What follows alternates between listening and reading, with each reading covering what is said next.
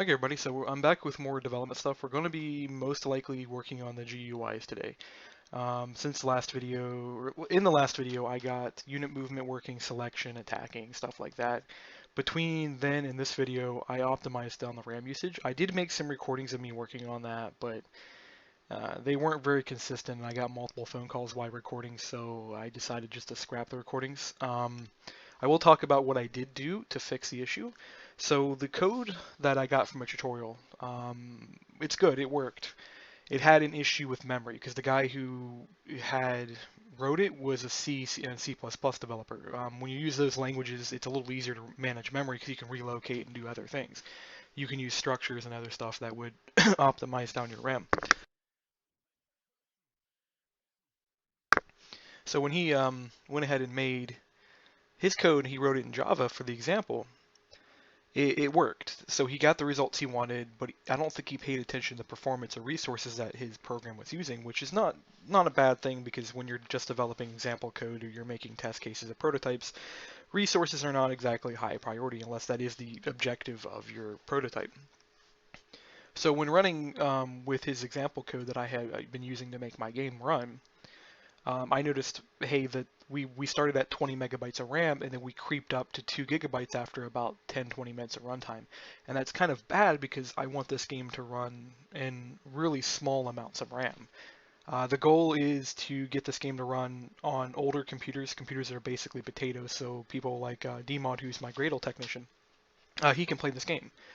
He's running on a computer that I think only has like 4 or 8 gigs of RAM and has a really low-end processor on it. Although I think he's getting a better computer here soon. I don't know the story on that one.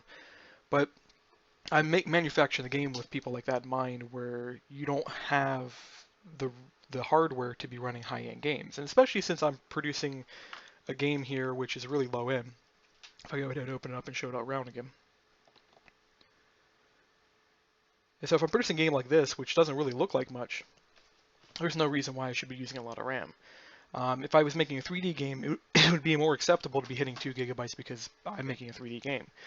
But if I'm producing a 2D game and I don't have anything, which ignore the graphics by the way, because graphics don't play too much in a RAM usage, it's the geometry which was killing it. The exact problem, which was this class I've got open here, was the matrix. We were recreating 3 or so of these every single time we did render, and we're rendering 400 tiles plus 100 other objects at various times. So we're rendering somewhere between 400 to 500 objects on the screen. Each object has 3 triangles in it, which means it has a decent amount of stuff. Although the triangles don't matter as much because those render without problem. Um, is I'm recycling the meshes. Like literally the tiles and the character are rendered with the same mesh code. So I've only got one mesh for all this, which is really nice. Actually, I think I have 2 because I code up a separate render for each of them, so there's 2 meshes. But it saves a lot of data when you're working with this. What was eating it up was the matrix because we have to translate it. If I go to render rectangle, or not this exact class, if I go to my game display, what was happening is that we would call somewhere down here, we would call target.render. Target.render, which I guess is the render rec, it would calculate a translate and then calculate a rotate. Now I've removed the rotation code because we're not using it right now. I have to finish coding that part and I have to convert the matrixy data and it's not quite converted yet. But when I do, I'll re-add that. But what it was doing, so it was creating an identity to create it was creating an identity matrix. Then it was translating based on that identity matrix. Both of these would produce a new matrix each time you did this. And then it would create a multiplication matrix. So to take in 2 matrices, then output 1. So you would have your translation matrix, which then would be multiplied by your rotation matrix. That's 2 matrices there. Then the result would be a 3rd matrix, and then that would be passed into our set uniform. And the only thing our set uniform does is turn it to a floater buffer, and then pass it into our render data. And I was like, oh, that's problematic. And when you actually opened up the RAM usage, you would go and watch that 100, 200 megabytes of your RAM would be just this data here. And sorry about the coughing here. I got a slight cold. But that was the issue. And in order to fix it, really simplistic. This works without a doubt on anything you ever have a problem with. Cache and reuse. So I have a single matrix 4F that I'm recycling every time I do this because that data, once you go past this set uniform, it's not used. There's nothing using it. And I do the same thing down here, although right here in the case of the background, I can catch it again and I would save maybe 60, 70 objects a second. I don't really care as much when it comes down to this one right here, but since it doesn't really matter. Actually, you know, I could do this real quick. If cache equals null,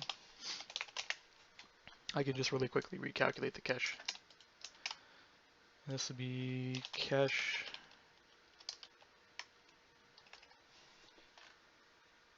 Okay, yeah, the cache would never be null.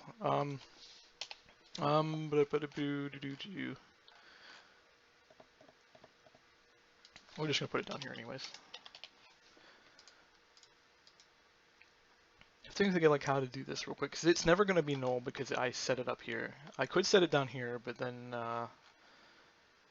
yeah, we'll just set it down here. That's the easiest solution. I don't have to do any complex checks or anything. It's just literally if cache equals null, and then you just go like that.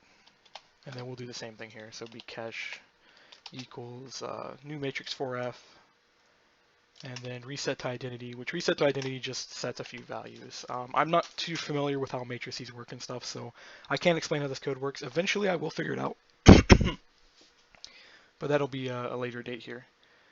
So the issue was to fix it is that I did this, and on top of that, I got rid of my vector 3 usage. This removed another about 40 megabytes worth of RAM usage off my examples. So fixing this got rid of like 200 to 400 and plus because it was constantly leaking. So we were constantly leaking memory that wasn't being cleaned up.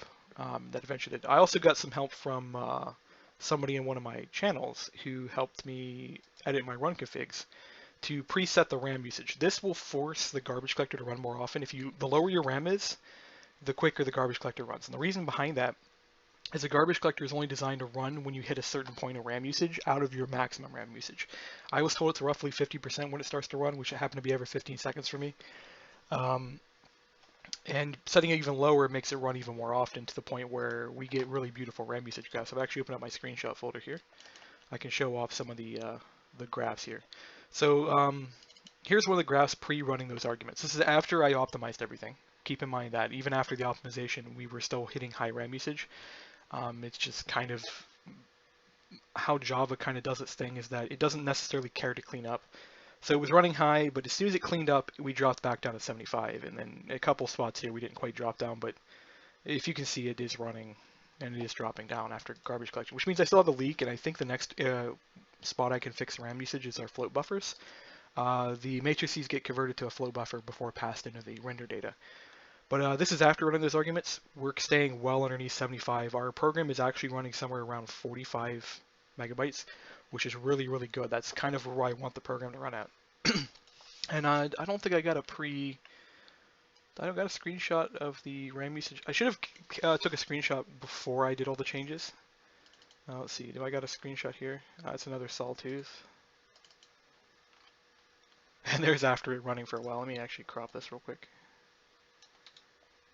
Crop. Yeah, that's. I left it run for about 10 minutes, and you just see it stabilizes really well. I do need to figure out some better ways to manage this. That's a really big thing I do want to work on. I'm not going to worry about it anymore right now because I've got it down low enough that I don't have to worry about it leaking and causing my computer to run out of RAM. Because I usually, when I'm sitting here programming, especially when I'm in the channel with my buddies, which are also people that help me work on this game, we're usually playing Factorio or something else. It's something to distract us or so we can take breaks from. And Factorio eats up 3 to 6 gigabytes of RAM depending on how large your world file is. Ours is at 3 right now. The game will actually run as low as 200 too if you get a really small world. Hopefully they fix their RAM usage too. Though theirs is pretty optimized now, to be honest. But yeah, this is all cleaned up. So that was what I worked on and I got running. So we're going to work on today is GUIs, because right now we have a character, we can select it. We can select and move the characters around. We can then select and we can attack each other, but I don't want to be doing this select attack hotkey system because after all, it's not exactly what I ideally want to do, and I got to do turns and stuff. In order to properly do turns, I've got to give some indicator that the turn has transitioned over and stuff. I can program this in logic and then have it print down in the console to show you that, hey, it's now player A's turn, now player B's turn, and player A, player B. Or I can put some AIs in here that will attack me, and then I have a single character to run with and stuff like that. But I don't really want to worry about that at this exact moment. So I want to do GUIs first. That way, one, I can program the GUIs and understand if I need to do things. Because right before fixing my RAM issue, I was actually so concerned about this problem that I almost switched to using, I believe it's libgx is what it was. It's another Java-based graphics library, except it comes with pre-built um, prefabs for making games. And it did look really, really nice. And I got to the point where I was setting it up, except I couldn't figure out how to get it to run. And I was like, you know what, I'm going to go back to looking at my RAM issue, because if I'm having difficulty setting up a run environment, it's not worth my time at the moment, because I had the same issue doing with OpenGL. It took me 4 days to get OpenGL to work. And then once I got it finally working, it only took me like a few hours to get the graphics running. So I was like, if I can get it running and keep it running, I might as well work with it. I didn't want to spend another week just trying to fix a library that may have not run properly. Um, so where are we at? We're going to do GUI. So we need to create some kind of system to track where our GUI is. So we're going to do literally just call, um, we'll make a class called GUI. Actually, we need a package here. That's what I was trying to make first, and then my brain failed on me. So we got a GUI object, and then we're going to need components. So because of how we're using OpenGL, we've got to program all of our graphics ourselves. We have two options to do this. We can make our entire GUI system from scratch, or we could use Java's GUI system and somehow Jimmy rig it to run on OpenGL. There probably is libraries already to do that too. I probably could go download a library right now, but one of the points of actually making this game is I want to learn how to do all this from scratch, so that way when I go to use a library, I understand how the library works, and if I need to fix the library, I can fix the library. But so we're going to do this from scratch because it won't take me long, and then any GUI I make in Minecraft, I can port over. So we got a component. Minecraft doesn't actually use components, might I notice, but this is how we're going to do ours. So we're going to do list component component list. I feel like I've misspelled that. If I was live streaming this, I could ask here in the channel if I did, but in this case, we're just going to have to Google it real quick. That's where I probably should have got my morning coffee before I did all this. So yeah, that's spelled correctly. Always use Google to double check. It really does save you time. We're just going to do a new array list here. By the way, making lists, and because I don't think I've noted this before, you've got a few options. Linked list and array list are the two most notable. If you don't know what to use, always use array list. If you're looking for something you have to edit often, use a linked list. If you need to iterate a lot, array list. And you can combine both of them if you really want to. I've seen some people do this where they'll use a linked list and they'll convert it back to an array list after they're done editing. Just keep in mind what you're doing, because everything impacts the CPU. You want to try to make your code as optimized as possible, even if you know you're only going to have one of it. Even if you have only one of it, try to optimize it, because in the future you may decide you want 100 of them, and if your code's not optimized, you got to spend time optimizing anyways. So always write code with optimization in mind. Because I'm going to be iterating this every single frame, I want to make sure this is actually good to go. So we're going to have a method, so we'll have public void render, and then we want to pass in float mouse x, and then float mouse y. We're going to have to do a lot of code to actually get this to run correctly, because when we add resizing to our GUIs, this has to reload. Yeah. And we're going to have to do mouse click handling and stuff, so we'll make another method here. Public boolean is mouse on GUI. And then this will just be a really simple, like, are we on a GUI? And we'll just return false for the moment. And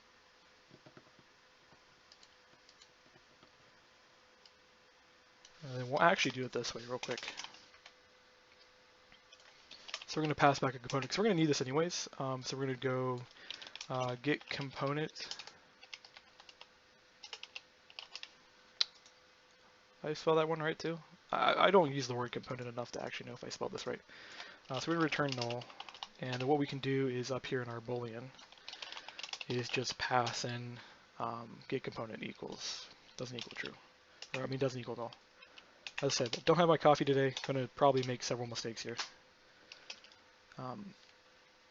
Yeah, it doesn't equal null is what we want to do. So, and we'll document this real quick just so we don't forget what it is. Checks if the mouse is over a component. This is important because we have controls that interact with a map. So the map will always be above the GUI will always be above the map. And there'll be several layers of the GUI too, so we'll probably have multiple GUIs on top of that. But if our mouse is over the GUI, we don't want to interact with the map, because then we'll accidentally do things like shoot people or take our turn when somebody's just trying to do something simple as edit their settings. So yeah, just position. I'll just put that down here. Turns true if over GUI.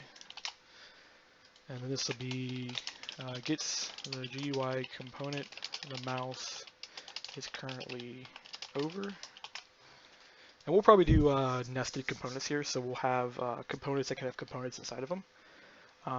So you'll have a component that'll be like a drop-down list, and then inside that drop-down list you'll have drop-down entries, and each of the entries would be a separate component that you can interact with. But right now we'll just do this here, and we'll copy this down to here so we don't have to retype that. And returns component. We don't really have to put much there. And this will just be a render method. So render the GUI on the screen.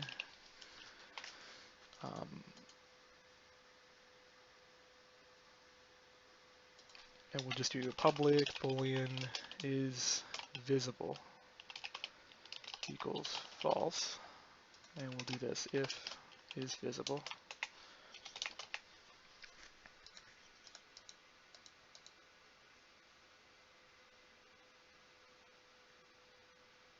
Yeah, this is just going to be mainly a container object, so we'll just literally do that.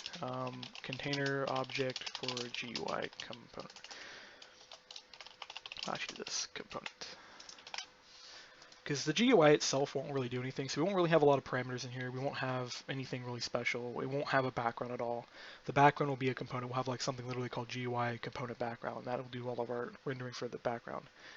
Yeah, that's all we really need because we're not going to do much. And then what we do to go down to game display, we'll have some kind of variable up here. I got to recode like half of this, by the way, because we're starting to mix game logic in with our render code. We want to make sure we separate our game logic controls and render code off from each other. So you want to have an object which is your renderer, you want to have an object that's your controller, and then you want to have an object which is your logic. Even if that logic is meant to be client side, even if that logic is render logic, you want to make sure that the only thing your render class is doing is rendering. It does nothing else. And then of course we need a loop object too, because we got a thread that runs and we got a runner, and inside the runner we want to run our render, then our logic, and everything else. But we'll do this in another episode. Right now we want to, somewhere up here,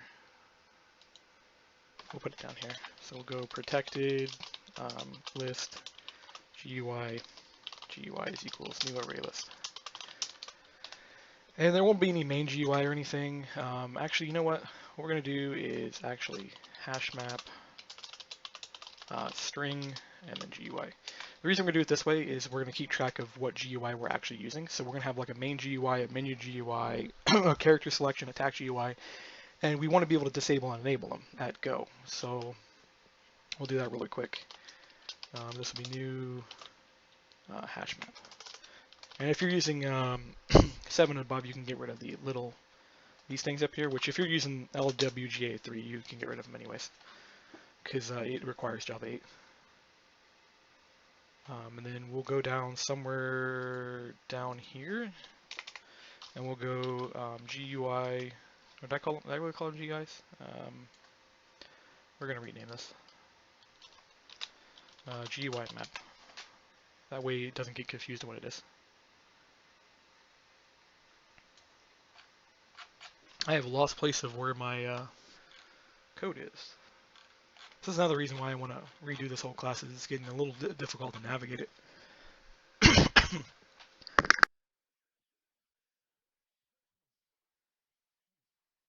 Oh, there we go. Mute myself off mic and cough. I'll have to remember to do that. So we'll do put, and then we'll do, let's see, I got a text on my phone. Oh, it's just a video on YouTube. Okay. So GUI map.put, and we'll call this We'll call this the game GUI, and this will be a new GUI. And let's actually pull this back out real quick, and then we're going to go GUI, game GUI equals new GUI, and then we'll do game GUI. And then we want to add some components here. First, we want to figure out what our components are going to look like. So we're going to need a render rect. We're going to call this background. Then we're going to go public component float width, float height, and then string textures. I think what we need for a render rect. So we're going to go background equals new render rect with height texture. I think it's what, is that what you need? No, texture shader, then vertex mesh. Oh wait, texture shader float width layer. So texture goes first, then we get our shader, and our shader is just going to be, we're just going to use the character shader. So shader, I'm actually going to probably start renaming this shader to just be generic because we're literally going to reuse it forever. And we want our GUI to be 0.6f. I'm actually going to really quickly go to my game display, and I'm going to start making some variables real quick for our layers. So public static final float tile layer will equal this, so I think this is 0.2f. I'm actually going to probably push all these back real quick because I can go to -1. So my render is from -1 to 1 is what it is. I'm actually going to probably expand that here too. So we actually are using a 3D perspective to render things, but I think the graphic card requires it to start with. I think it actually requires a 4D perspective, which I don't know what the fourth value is, so don't ask. So we got tile layer, entity layer, which is 0.4f, I believe. And then public static final float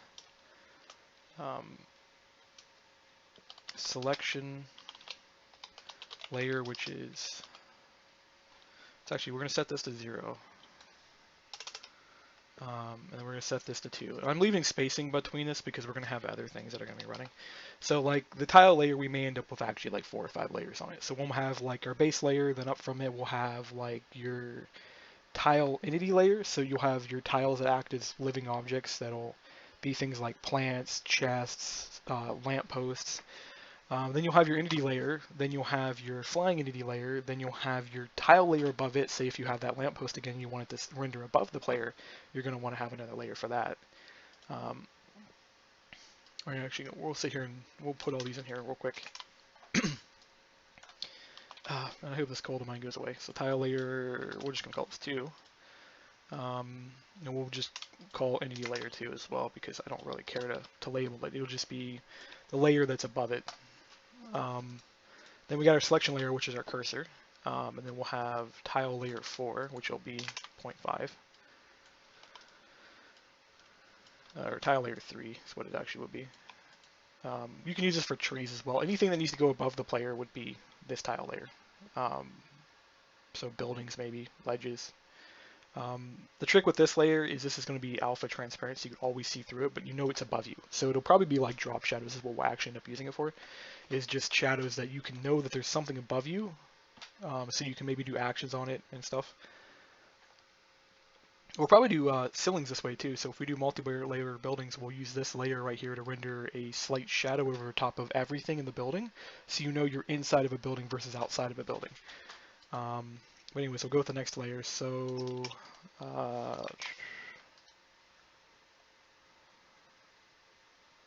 want that layer. You know what? I'm going to make this layer 6, and I'm going to make an effect layer. So this would be like particle flex, explosion, stuff like that. Now I'm spacing these by 0.5. The reality of it, because I'm using 2D objects, is that I probably could go even a smaller layer below that, which is good for me because that leaves me more possibilities. But we'll have tile layer 3, we have effect layer. Then we'll go with our game layer. Game layer. game GUI layer, which will be layer 7. And then we'll do one more over here, which will be menu GUI layer. So any menu that you open up will open up over top of your game layer. So if I open up options, I open up the escape menu, I open up audio, volume, mic chat, in-game chat would open up over your main GUI layer. Any kind of dialogue would open up over your main layer, because you don't want to be rendering anything that deals with the actual game itself if you're doing something other. Given the thing with the menu layer is if it's a full screen menu without transparency, the rest of the rendering code is going to turn off anyways. So putting it on this layer doesn't matter much, but it's safer to be sorry than, or it's better to be safe than sorry. Yeah, I need coffee. So we got all these, and we'll just put up here, render layers, camera bounds, game logic data, GUIs, render logic data. We'll put this all the way at the top here. Display data, or display run data. And yeah, and then this will be renders.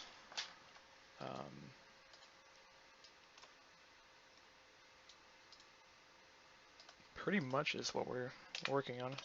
Controls.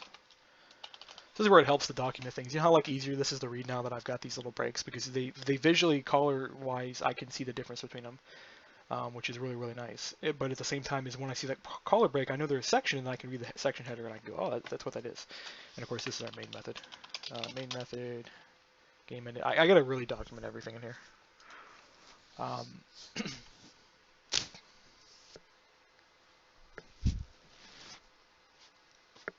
Okay. Let's see. What were we working on? GUIs. We also got to mess with the render code too. So we made the render recs right here. And yeah, so here's our background. Our background is the 0 layer. So we want to set this to -1. So the background will always be at the very bottom. So like nothing else will render behind it. So we're going to set it to -1.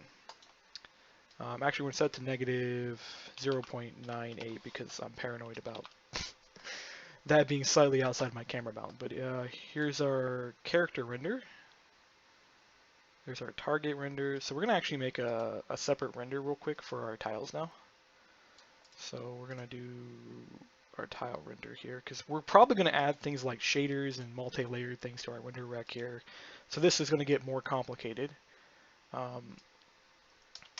And then we're going to the tile render is always going to be basic. Tile render is literally the only thing it's going to have is I'm going to render a position with a texture, and I might add colors to it, and I might add lighting effects to it, which lighting effects just break down the colors anyways. So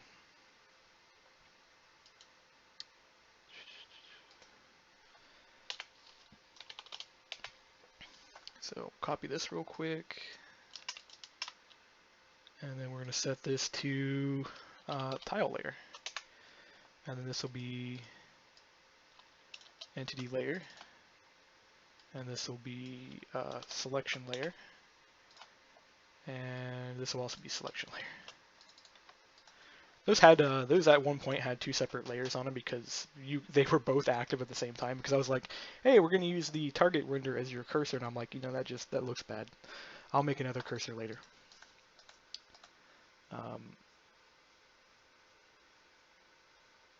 What are we actually using for the tile render now? I'm thinking about it. Actually, you know what? We don't need a tile render because we don't use a pre-built render system for the tiles. They're actually separated. So let's get rid of the tile render here, because each tile has a tile render, which is actually bad. Now I'm thinking about it, because we could get rid of a couple meshes there and save some time. But so down here somewhere is where we actually set our Y level. So tile render. And then right here it is. So this would be game display dot tile layer. Yeah, and then we'll come through here and we'll make some different things for this here later. There's actually two methods here. Oh, we got one that sets the Z level.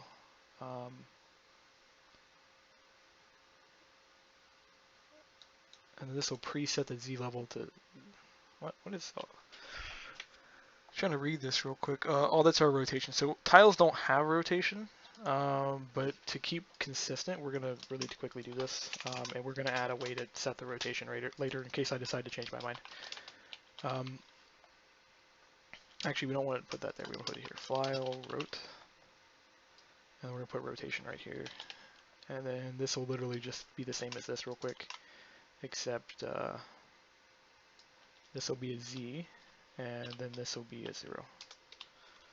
There we go. So that's keeping consistent with the fact, because then this method calls to this method calls to this method. This is our actual render method, which actually will call to this right here. And you know what? We're going to really quickly cache this. So render rect equals this. And then we're going to go if rect doesn't equal null.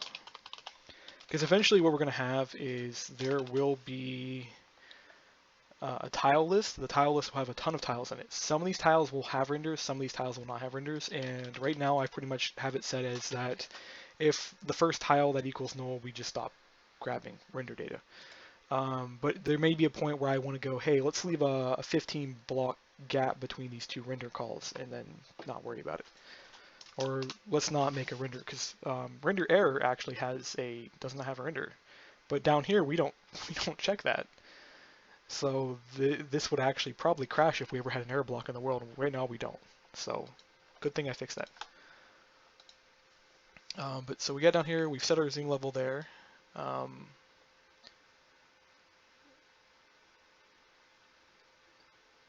we render entities. So now we want to go for GUI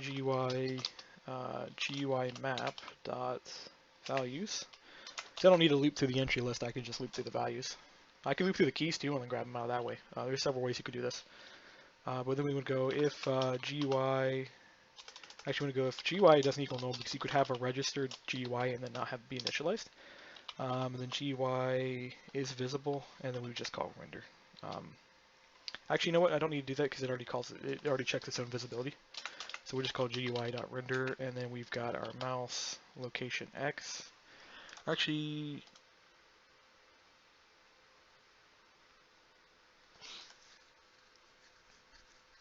yeah, we'll just recalculate it.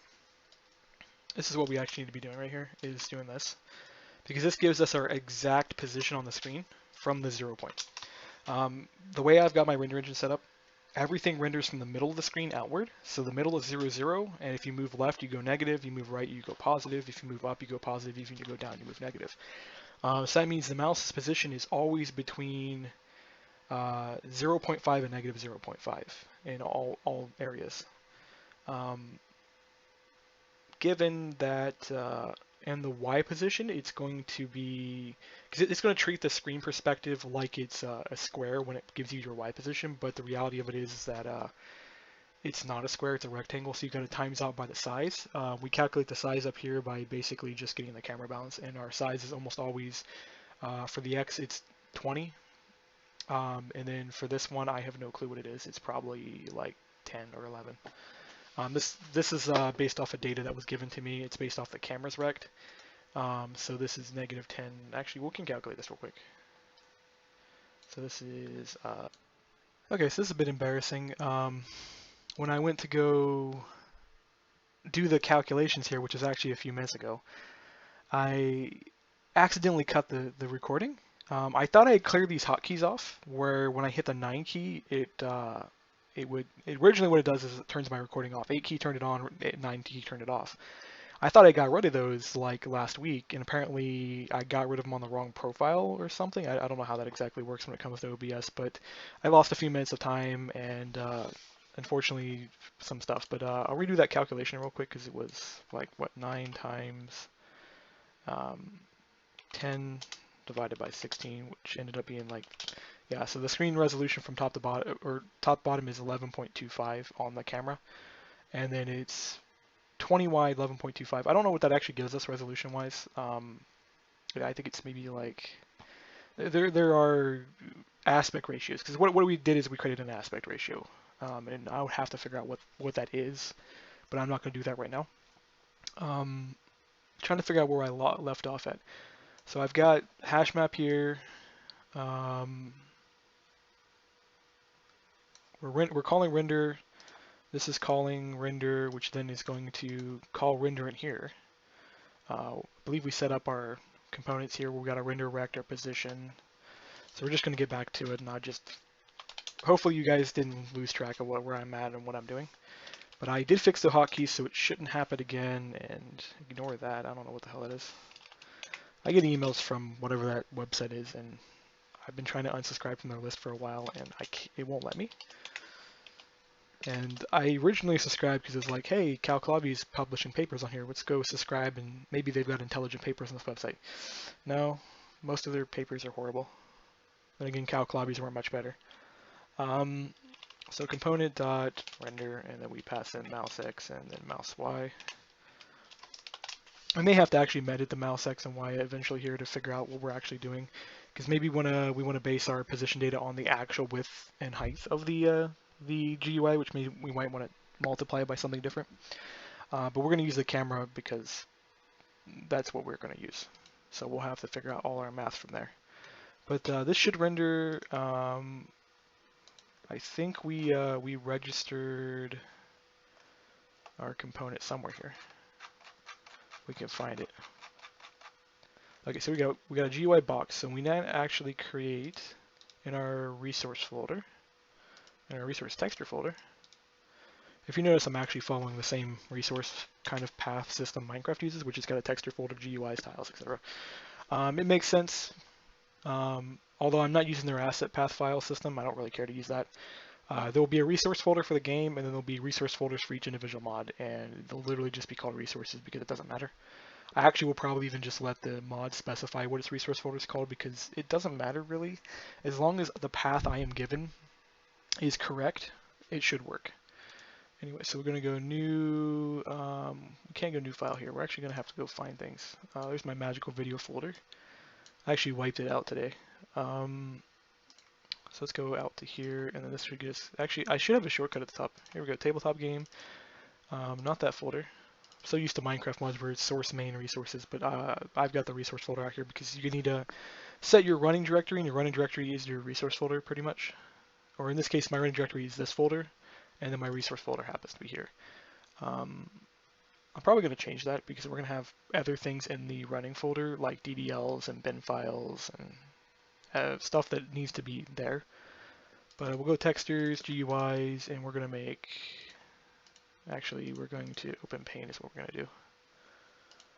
So our GUI was 100 by a 20, so we're going to just make literally a texture that's 100 by a 20. Because we're not working in Minecraft's logic, I can get away with just about anything now. This is the great thing about making my own GUIs, is it doesn't matter anymore. It literally doesn't matter what I do because I'm in full control, where Minecraft's insistent that you have to have a certain aspect ratio. Yeah, it's 100 by 20. So the Minecraft aspect ratio I think is about 512 by 256. I'm probably definitely wrong on that. It's probably actually 256 by 256, and I actually make 12 something, whatever. We're just going to paint this gray. And then we're going to put some text on it like button. And we're going to highlight that real quick and do that. Put this up here somewhere and put it somewhere in the middle. And there we go. If it will let me deselect. So we got our button now. This is literally what we're going to work on. Is we're going to make a button first because we want buttons. And I got to go back out the resource folder because I don't get why Paint doesn't memorize where you opened last. Because I've been working in this folder, like every time I open Paint, I open this folder. And for some reason, Paint's like, nah, we're going to take you to the desktop. It'll alternate. It'll go between the desktop and pictures folder and back and forth, but it'll never go anywhere where I opened last. Anyways, we call this box. So we're going to save this box. I'm probably just going to make all my GUI components with the text rendered on them. Actually, no, I can't do that. I'm going to have to make a text library here later. That's one of the next goals to do, because when we go to render our components, if we make buttons, we're going to want to render in other languages, so we're going to need a text library anyways. Although the likelihood of me supporting any other language than I speak right now is probably zero, because I'm going to have to hire somebody to do a proper translation of my game, and that's the kind of stuff you do after release, or right before release if you're planning on releasing in other countries. The only place I plan to release right now is going to be pretty much the US, because that's the only place I can afford to pay copyrights and trademarks and stuff like that. I don't really feel like dealing with Europe and then getting my game approved in Europe because that's a thing. Although if I do it through Steam, people in Europe should be able to buy it automatically because they're buying an American product. Um, yeah, this should work. And if we run everything, we should get a little GUI texting in the middle. Nope, we didn't get a texting. What did I mess up? So we got our component, we added our GUI. If we go all the way down here, we're rendering it somewhere down here. So we call render mouse. This is what we forgot to do. So we want to do this real quick.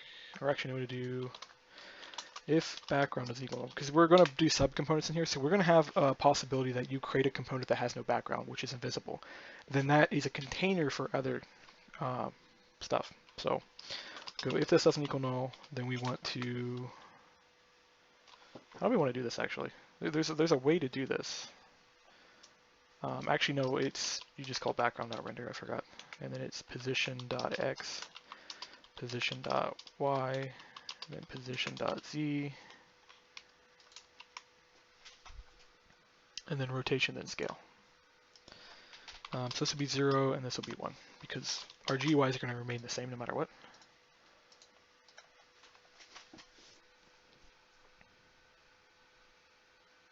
Oh, we didn't get it again. Oh. Why did I mess up? Oh, it's visible. Lol. Would be true. And then where's our GUI? I set these to false by default because when you create a GUI, you may want to just create it and not make it visible. I'll change this later. We just want to make sure it works first. Ah, we got a obnoxiously large thing.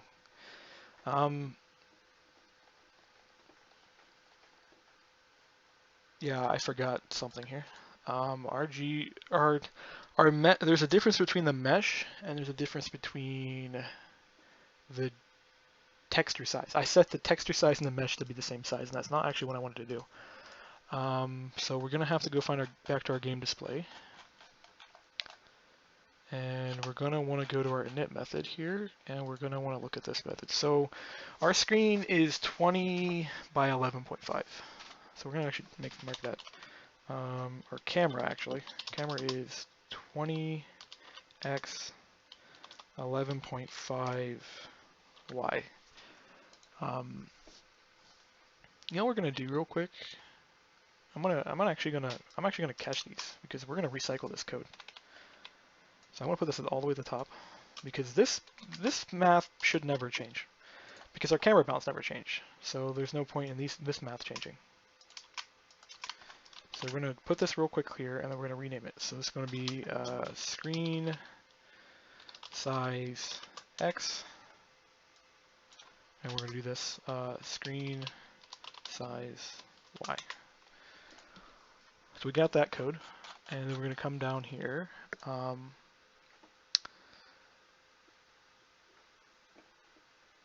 So we need to figure out how we're going to convert this.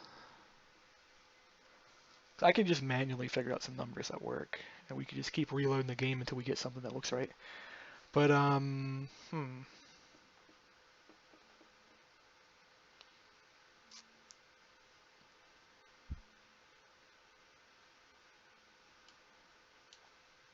we'll just do it this way. Screen size X times 0.1. So we're going to make it 10% the size. And then same thing for this. So screen size Y times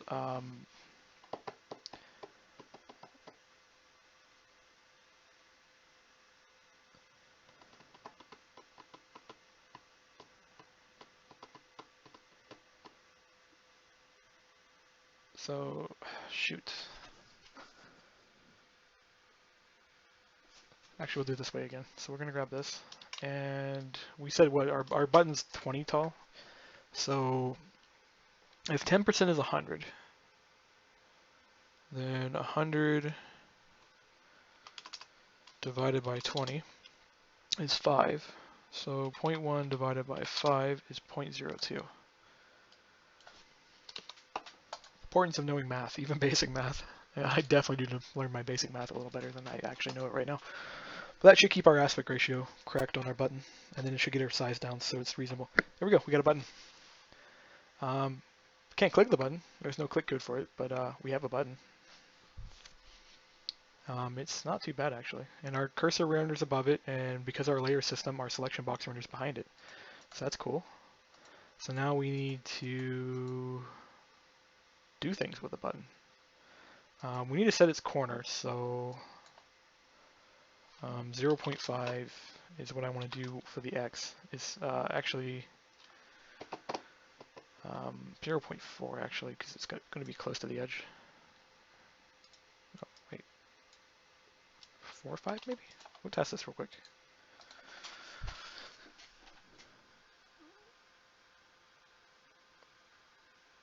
Oh, that's right.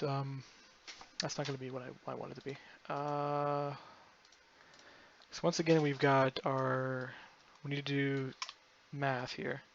So we got our screen size X, or actually, you know what we want to do is left camera bound plus half of our size, so 0.05 f.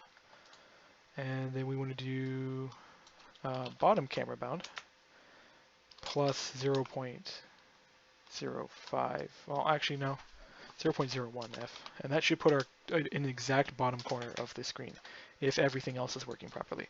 I have this theory that my camera bounds are not exactly correct. No, that's perfect. We have a button there. You know what, I'm going to texture this like something other than what it is. Let me edit this real quick.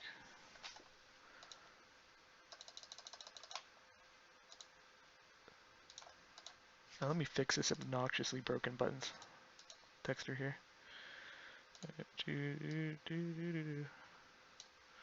Part of game development, actually part of developing anything that has graphics is that you have to eventually spend time yourself doing the graphic work. If you have like a graphic artist that's on your team, I mean, you can get him to do things, but then he's not going to do it perfectly. You'll have to come back through and you'll have to edit things. I can't tell you how many times I've actually had to edit graphics that have been given to me, because even though the graphics were amazing on their own, they weren't what I was looking for. And they had to be modified and changed and adjusted.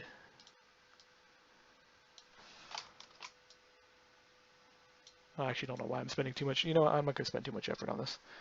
Actually, just going to save it real quick. So it's some other color than what it is. And if we run it, it'll be red now, and it won't be as obnoxious to look at. Yeah, so it's not perfectly in the corner. So some slight variation in our math here.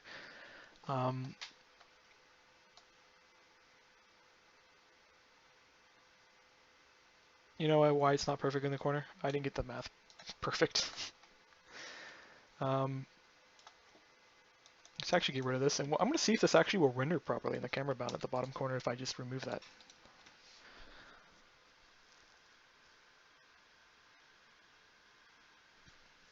Yeah, it's down there. Let's put a border on our button just to make sure that it's in the corner properly. So we're going to do this, and then we're going to do some kind of line. And we'll just put a border right there. Button. You know, I'm going to get rid of the text,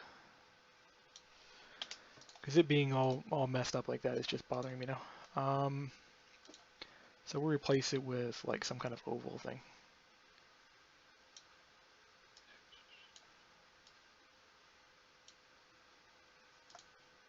There we go. If we run the game, we can see how well our positioning is. Yeah, so that's pretty good. And if we actually double our button scale, so if we go like 2 here and we go 4 here, the button will get twice the size without really ruining our scaling. Yeah, that's pretty good. So we got a button there. So that's pretty much what we want, because we want some that says attack. And then we want like maybe the character you're currently selecting. So like we'll have the character and we'll have him render down here with how much HP he has left. Um, let's get our background bar at the bottom here. So we get a background bar of some kind. So this is where we're going to need nested components. And then we're going to want some kind of layer detection system. So we're going to make a component container. That's what the next thing is. So component container extends component. And then we want to do some kind of default constructor in here real quick. So we'll do like that. Guess we're going to have to remove the final off there since we're not setting a background. And this is literally just going to have a list. It's going to be like the GUI right here. And then we're just going to have a list.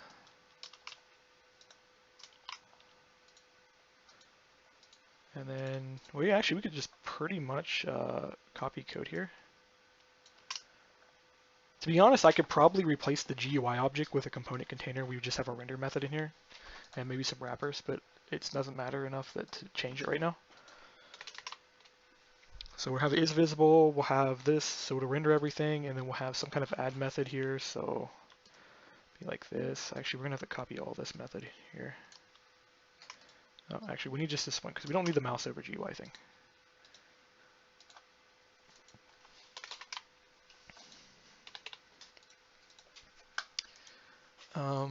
So yeah, add, and then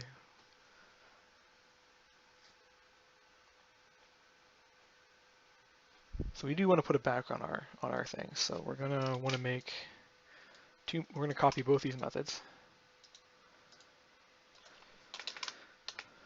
And we just gotta rename them real quick. Rename, and then rename this one, and then we want to call super.width, height, texture, and then position.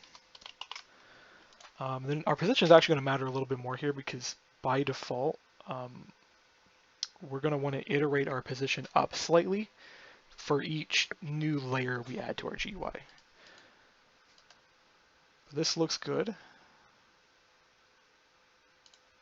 So then we're going to change this to a, actually we're going to do it this way. So we got component container, container equals new component container. Then we want our size to be pretty much the screen size. So we want screen size X, screen size, we don't want screen size Y, we want 10%, so 0.1F. And then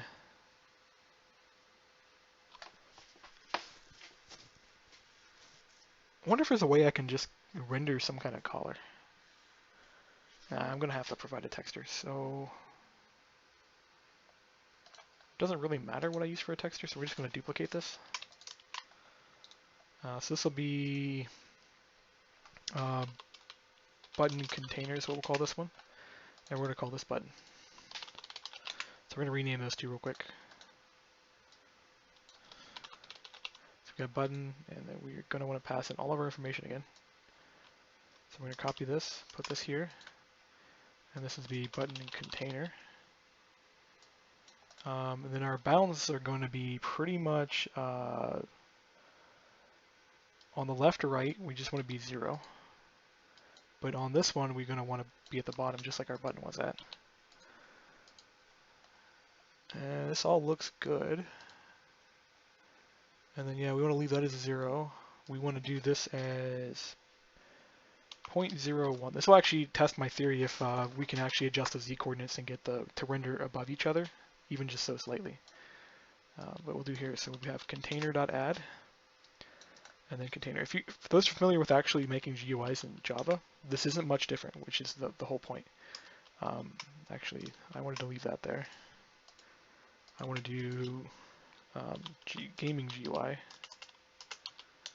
and then .add container. So this should work. Okay, actually we want to do super.render, or we're not going to render. Actually, that's the wrong method.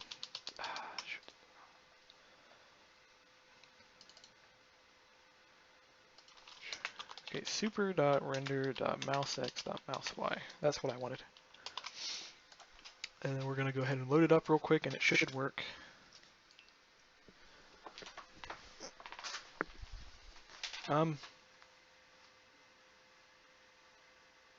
Sort of worked. Oh, that's right. You know why it worked? Why we got this in the corner so well? I believe when you specify width and height, it no longer centers the tile, which I do need to fix. That is something I actually do need to fix. For GUIs, this is perfect though, because GUIs, you really do want them to rest in the bottom left corner of everything. It makes building GUI so much quicker, because even though centering components is awesome and you can do cool things with centering components, there are times when you don't really care to be centering your components and stuff. I'll do that really quick. We're going to edit the GUI as well. So we're going to really quickly, we're going to resize this. So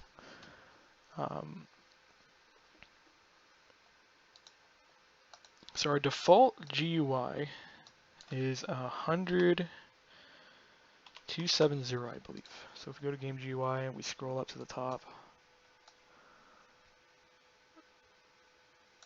128 by 720p. What's 720p by times 0.1? 72.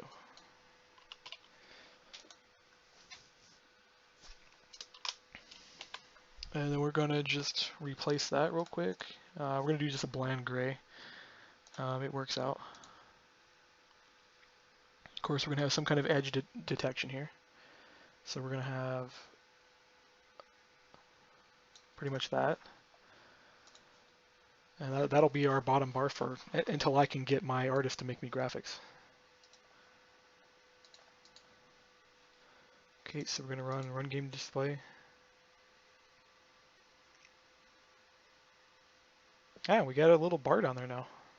So we just got to put buttons on this and stuff. Just slowly but surely make everything. And I'm going to go ahead and pause this video, and go edit it and upload it. And then I'll be back with another video.